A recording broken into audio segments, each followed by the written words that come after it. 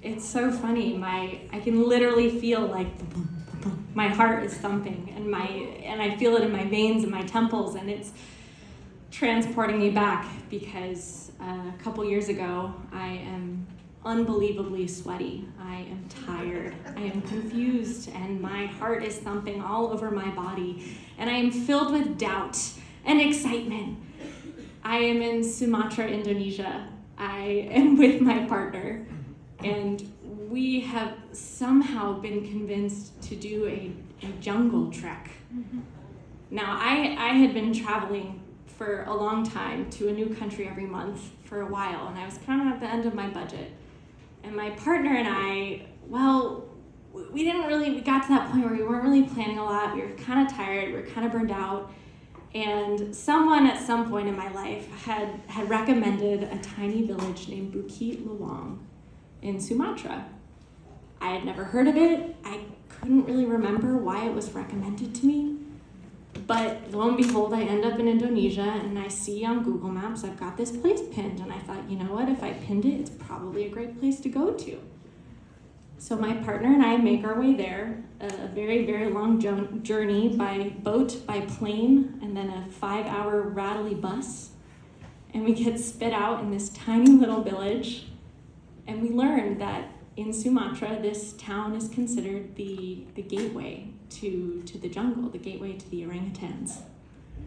And that people come here from all over the world to go and see orangutans. Now, we were staying in a hotel that was just probably a couple dollars a night. It was really, really modest. We were incredibly burned out, tired, really kind of a little bit too budget driven for as backpackers can be. And we really, really, really wanted to see the orangutans. We knew we had come all the way out there. We thought, okay, we got to do it. And so we're looking at sort of the tour guide options, and there's just a handful of guides in Bukit Lawang, and they all kind of charge the same amount. And we thought, you know what, I don't think, it'd be so great to do the overnight trip where you sleep in the jungle, but I think it's too much. And my partner and I were sitting at dinner in our little sort of bungalow hotel, and we were trying to discuss, and my partner was like, we don't have enough time to do this. We got to just do the 3-4 hour trip. We go in and out of the jungle, we'll see orangutans, and then we leave. But you don't know if you're going to see orangutans. There's no promise. And I was saying, okay, we have time, but the money is what I'm concerned about. It's $40 to go for a couple hours in this guided tour, but then it's $80 to stay the night. And at the time, I laugh now, but at the time I was just so stressed out. I was like, this is really, eating away at the savings that I had left. And we were sitting there, we were so confused, and the next morning we had decided, okay, we're gonna do the cheap version. We're just gonna do the $40 one. And as we were sort of telling the hotel front desk, we're gonna do the day trip, this couple approached us. They were from the Netherlands. And this guy comes over to us, kind of a youthful, maybe 50s, smiling bald guy. And he said, is it the money or is it the time? And I was like, what do you mean? He's like, I heard you at dinner last night. He goes, is it the money or is it the time? Why are you doing the cheap one? Why are you doing the short trip? And I look at him and I'm like, well, it's the money, it's just so tight. And my partner says, no, but it's the time. We got to be somewhere. I don't know where we had to be, but we had to be somewhere.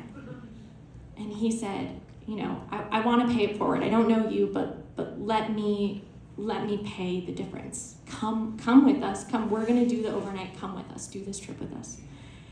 And it's a wonderful thing to have a stranger pay it forward in that way, but it's also, you gotta be cautious. What's this guy's agenda here? He wants to spend the night in the jungle? I don't know. And so we kind of scramble, and our hearts are racing. We're like, okay, we'll do it. And we quickly, grab underwear and whatever you think you need to be in the jungle for overnight. I brought sunscreen. You don't really need sunscreen. There's a canopy, and it's just a panic.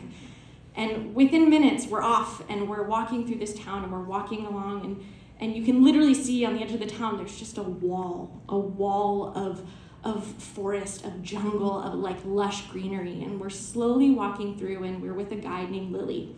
Now, Lily introduces himself as one of the premier tour guides of Bukit Lawang, because apparently Ben Affleck found him online on Yelp and decided that he was truly the best tour guide to see orangutans. And he told us he didn't know who Ben Affleck was until after the tour someone showed him a photo in his IABD page, and then he figured it out. And so we start and we go, and I'm a little skeptical, and we just thought, it's like a tour, you walk through a jungle, you see orangutans, wow, so amazing. But suddenly, I'm starting to lose my breath, and I'm really sweating a lot, and we're with this kind of motley crew of people, and we're going really steep, and we're starting to climb over rocks, and it's not so easy, and I kind of am thinking, did we sign a liability waiver for this?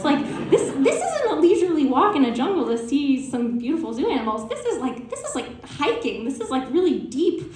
We're climbing over boulders, and suddenly we get to our first orangutan. And at first it's the most captivating thing until you see that there's a tourist there that's throwing food at him. And you think, oh God, and I go, God, this is such a waste of money. This was so wrong. This isn't right. This isn't the kind of experience I was hoping for. And we kind of continue onwards, and we're just going and chatting, and suddenly we discover another orangutan. There's no tourists about, and the guide recognizes her immediately. He said, watch out, she's gonna come to us, and she's gonna grab one of you and take you hostage. And she said, this is a semi-wild orangutan. She's learned what the tourists want. They want the photos, she wants the fruit. So lo and behold, we kind of are very cautious, and we're trying to sort of keep our distance, and she comes right up. She comes right up to my partner. She goes right for the Apple Watch. And she's holding on for dear life. And orangutans truly have the largest hands you can possibly manage. I mean, it's how they carry themselves. And the guide is tossing her fruit. And what she's doing is, when the fruit is not coming fast enough, she slowly brings the fingers to her mouth and goes, ah. And my partner is totally panicking. And I'm panicking too, because I think, I didn't sign a liability waiver. Are we gonna have to sue for losing fingers? What's going on here? And the journey continues, and we finally get out of Jackie, and that was her name. We get out of Jackie's clutches, and a couple minutes later, all of a sudden our guide, we're chatting through the jungle, we think we're almost to the encampment, and the guide says, you need to listen to me, you all need to run. Excuse me? You just need to run. He said, she's coming. Jackie is coming. And we look around, and sure enough, it's just I can't even explain it. This enormous orangutan with a baby strapped to her back, she is coming for more fruit. She is coming faster than my little legs can run. And there's a poor guy named Mario who's really overweight and totally didn't know what kind of trip this is. And he's stumbling over his feet, and he's not going to make it. And we start running, and it's not funny anymore. And we're all getting really scared because we're running for 5 minutes, 10 minutes, 20 minutes. This is not a joyful tour anymore. And finally our guide says, we're so close to the camp. I promise it's worth it. And we get away from the clutches of Jackie, allegedly, and we start to descend. A cliff. And this is where, unfortunately, we're all thinking okay, this is not a normal tour. This is unbelievably dangerous. I can't believe this was $80. I don't even know if that's worth it. This seems so kind of crazy. My partner, meanwhile, has gone into a mild anaphylactic shock from lunch as we are trying to descend from a cliffside to get to this lean-to of some sort. And that's when the thunderstorms start. And we get to the bottom, and poor Mario, this very sort of corpulent man, he doesn't make it down the cliff the way we all made it down the cliff. He tumbles. And poor Mario gets not only concussion, but a broken arm.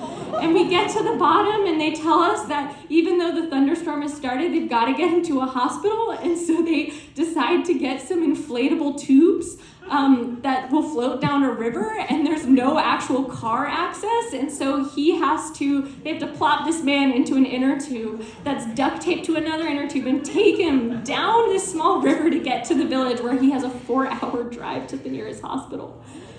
So Mario goes on, and the rest of us are thinking, what the hell is this tour? What is going on?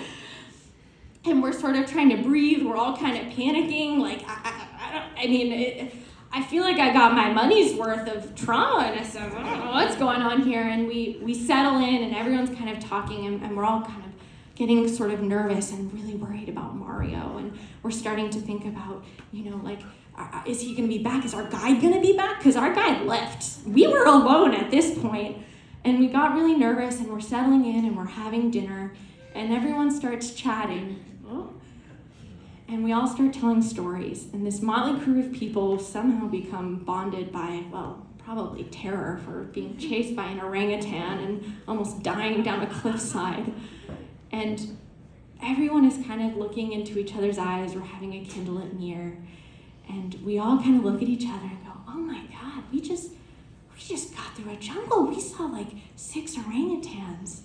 This is amazing. This was only $80. That's unbelievable.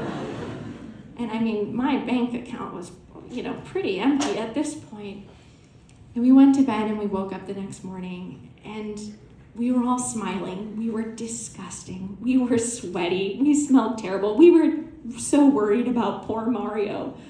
But we realized that this was the trip of a lifetime. This is unbelievable to see these creatures, to be in this space where these animals are literally going extinct in our lifetime. So lo and behold, we're still friends with John and Sabine, the wonderful couple that actually paid for our trip and paid it forward. And we chat with them pretty regularly, and we both agree that it was undoubtedly the deal of a lifetime. Thank you.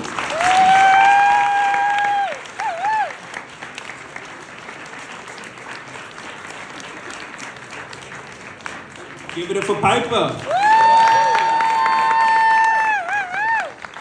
She is the last storyteller of the first half.